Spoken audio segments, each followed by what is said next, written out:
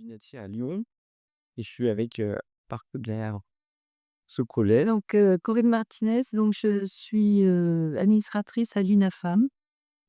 C'est, une association, de familles, d'aidants, qui ont des proches, atteints de maladies, psychiatriques. Et avant, je travaillais dans l'équivalent de votre ministère de la santé, provincial. Voilà. Donc dans cette présentation, on va vous parler, d'un programme de psychoéducation pour les aidants qui s'appelle BREF. Donc on va vous le présenter, puis on va vous présenter aussi la stratégie qu'on a eue, en France pour le diffuser, largement, à l'échelle nationale. Alors, avant toute chose, on voulait vous dire que projet BREF, c'est un projet qui est issu de la recherche participative et qui a été co-construit et de notre point de vue, c'est un des ingrédients majeurs d'efficacité. Enfin, c'est une des raisons pour lesquelles ce programme-là, il a si bien fonctionné. C'était, tu vois, à chacune des étapes, qui ont présidé à sa mise en œuvre, il y a eu ces étapes de réflexion en commun pour, faire avancer les choses.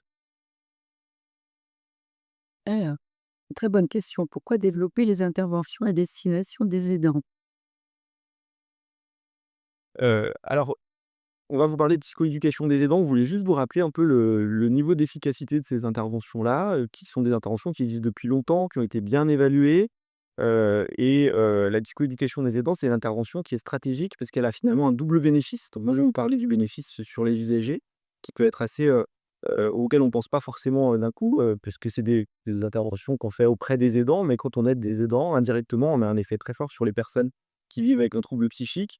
Et résultats sur cette diapo, c'est les résultats qui ont été recueillis dans le champ de la schizophrénie, parce que c'est dans ce champ-là qu'est apparue la psychoéducation des aidants. On a les résultats les plus solides, dans ce champ-là, mais il y a une recherche qui est assez, intense maintenant dans les autres, troubles et qui retrouve à peu près les mêmes résultats.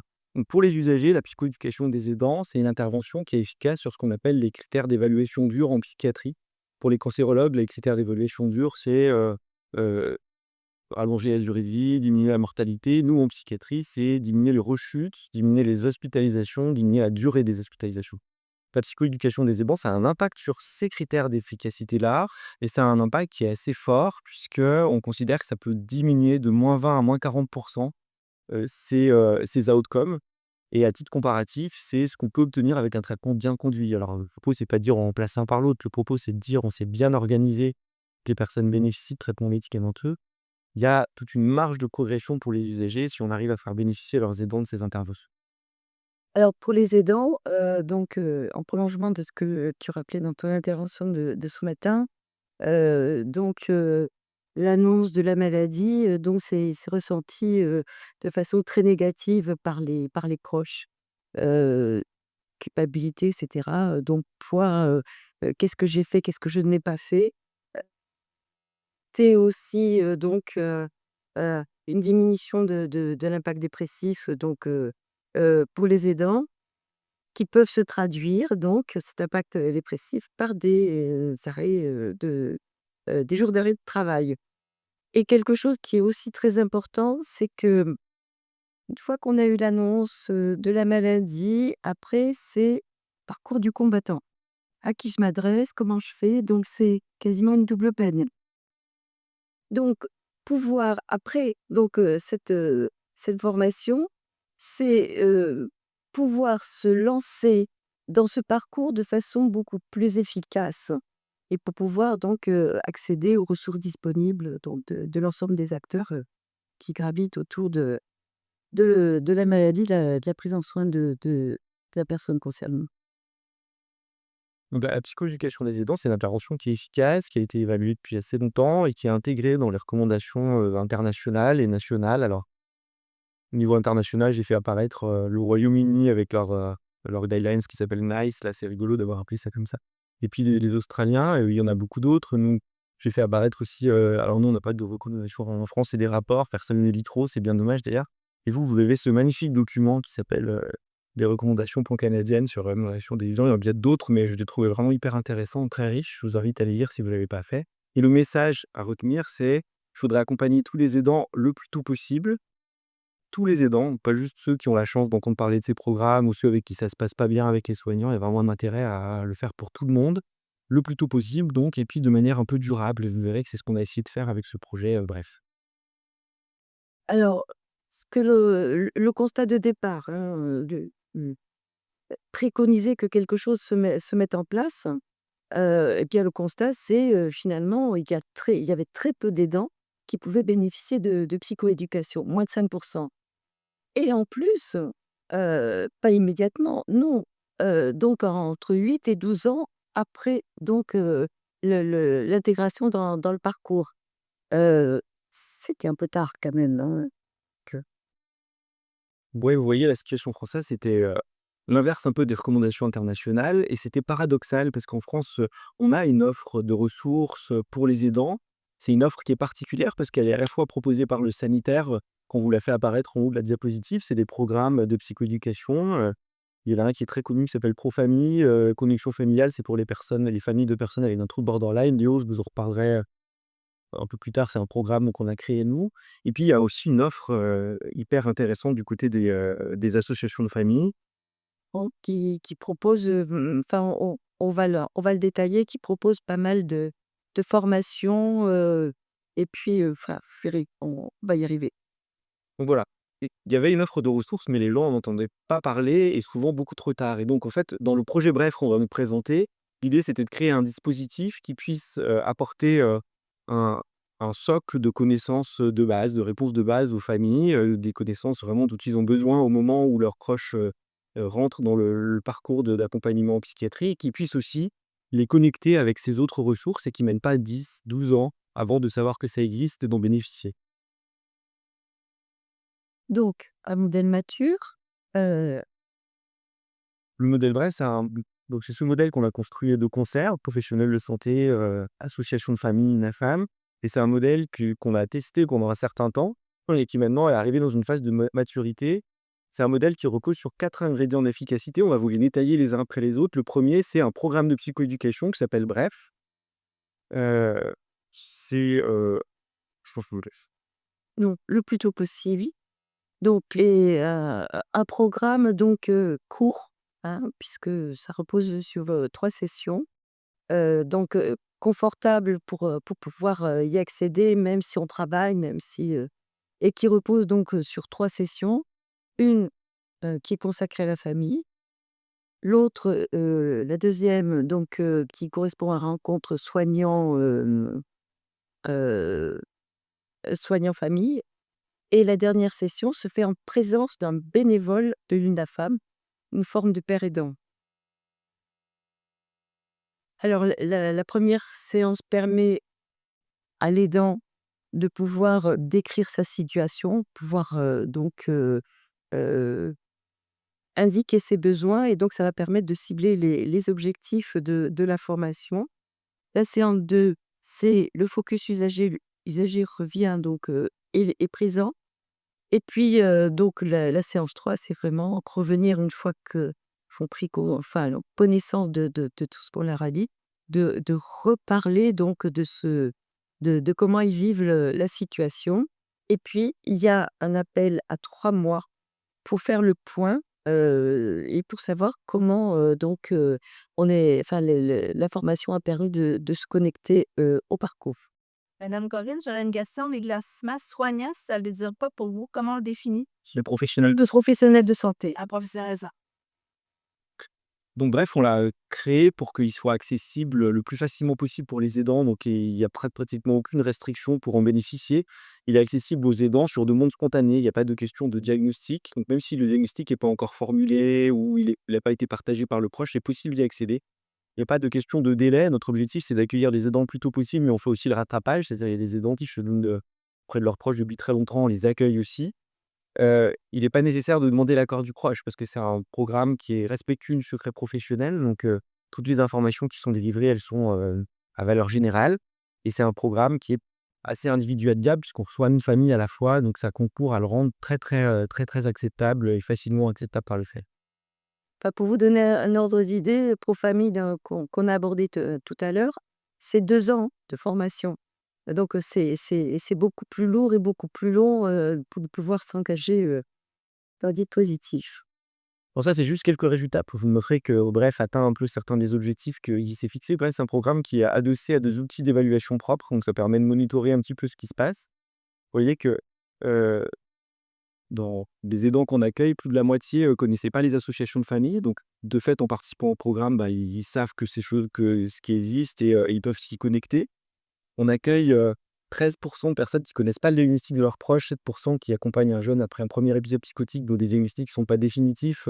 Si on n'avait pas cette possibilité d'être transdiagnostique, ces personnes-là auraient pas forcément un accompagnement avec les programmes visuels. Et puis, bon, on n'est pas encore parfait, mais vous voyez les chiffres que vous présentez, Corinne, tout à l'heure, en France, c'est moins de 5 et entre 10 et 12 ans après le début de trouble. Et là, finalement, on a à peu près la moitié des personnes qu'on accueille qui sont dans les 3 premières années, donc ça réduit quand même considérablement, le temps d'attente pour les aidants, qui bénéficient de Brett. Je vous parlais du fardeau, c'est une diapositive que je vous ai montrée ce matin, je la redis quand même parce qu'elle est marquante, hein. Avant de bénéficier du programme Bref, les aidants passent des échelles, d'auto-évaluation, une échelle d'évaluation de la symptomatologie dépressive. On a 61 d'aidants qui codent pour un état dépressif préoccupant. À une échelle, qui est ultra connue, qui s'appelle la CESD, en population générale, on aurait maximum 8 qui coderaient. Donc vous voyez, rien que cette diapositive, elle légitime complètement le fait de proposer ces interventions-là et de soutenir les aidants qui sont des partenaires importants. Et puis, ben, voilà, on monitore un peu comment les choses évoluent aussi. Et donc, bref, c'est un programme qui est associé à une réduction, de la symptomatologie dépressive et du fardeau des aidants. Alors, c'est des données préliminaires, on a un essai randomisé contrôlé qui est en cours. Là, c'est du pré-post, ça vaut ce que ça vaut, mais en tout cas, vous voyez, on observe une réduction de la dépression, une réduction du fardeau, immédiatement après la troisième séance du programme, et c'est un effet qui se maintient à 3 mois. Donc ne rêve pas, hein, on sait que le programme est court, 3 séances, que cet effet-là, il va s'épuiser dans le temps. Votre objectif, c'est que pour qu'il ne s'épuise pas, les aidants, continuent après Bref en faisant quelque chose. Et d'ailleurs, enfin, ce qui est quand même assez, impressionnant, enfin, avec si peu de recul, c'est que, à la suite de la séance de la psychoéducation, 30 des personnes qui l'ont suivi vont, spontanément s'adresser à l'UNAFAM et trouver, spontanément aussi un soutien, et 28 arrivent donc à se projeter et à aller vers d'autres programmes de psychoéducation. Donc c'est quand même très positif. Alors là aussi, c'est important, je me mets dedans parce que là, moi, j'ai pas d'expliquer. Donc on s'est posé la question. L'ensemble s'est posé la question de savoir quel était l'impact vraiment de la présence d'un bénévole lors de la troisième séance. Alors imaginez ici, c'est sans la présence, du bénévole, et là, c'est avec présence, du bénévole. Les barres en bleu, c'est en fait, prendre contact avec l'UNAFAM. Les barres en rouge, c'est, adhérer à l'UNAFAM.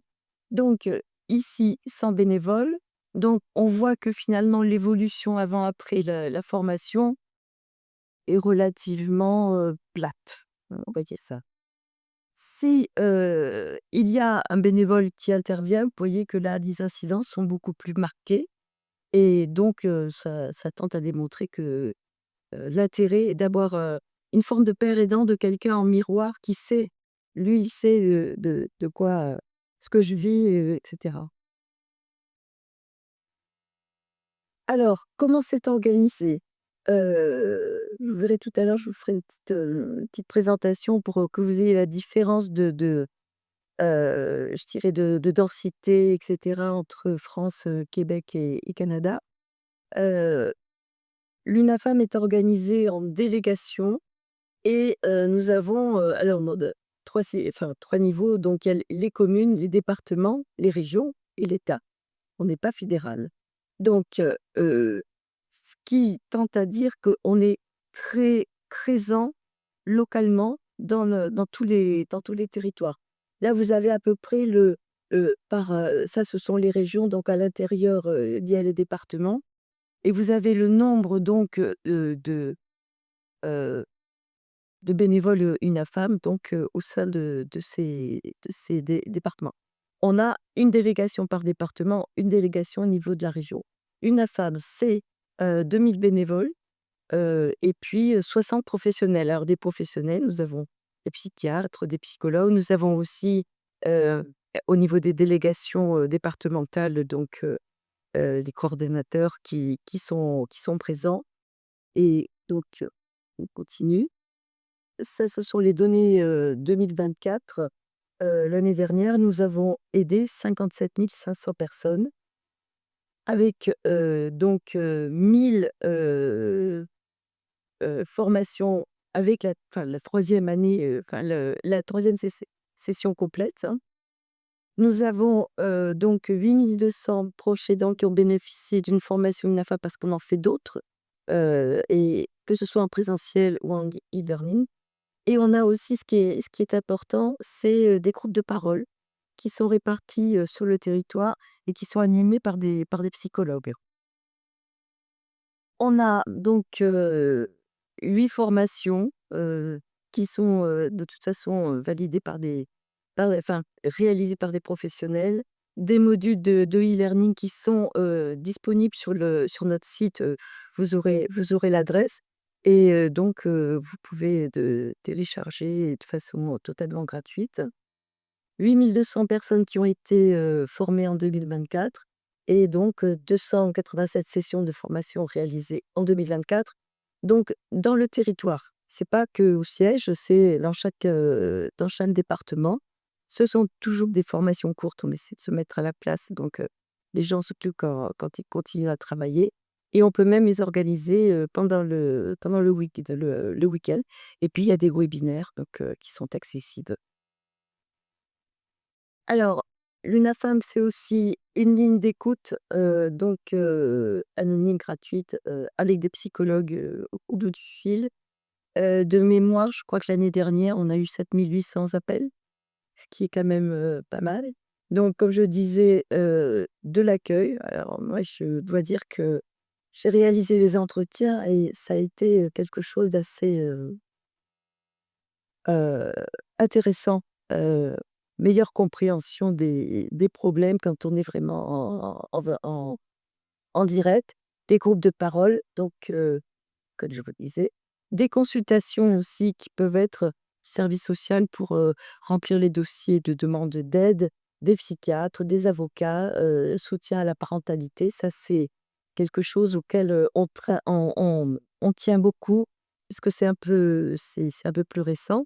Soutien à la parentalité, soutien aux fratries aussi, parce que bien souvent, ils sont un peu oubliés heu, dans le vécu de la famille, et soutien à la parentalité aussi, que ce sont les personnes concernées qui sont parents, qui peuvent être aussi malades, mais ça peut être le conjoint ou le voilà, donc pour aider à le vivre, et enfin ce matin on en a parlé, il y a aucun problème. Bon, colloques scientifiques et des conférences.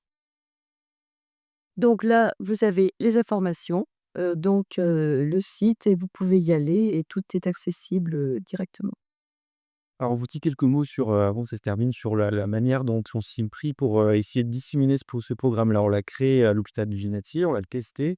Ensuite, ce que je disais, c'est nous, notre politique, c'est d'essayer de, diffuser les innovations, territorialement. Donc nous, on raisonne par région en France. Donc, en fait, pour diffuser ce programme-là à l'échelle d'une région, ça repose sur un binôme, régional qui est, l'association d'un centre formateur régional. Donc ça, c'est des professionnels de santé qui endossent le rôle de formateur et qui créent des animateurs du programme Bref sur l'ensemble du territoire régional, et ça se fait tout en concertation avec, l'échelon régional des l'UNAFAM qui est la délégation régionale.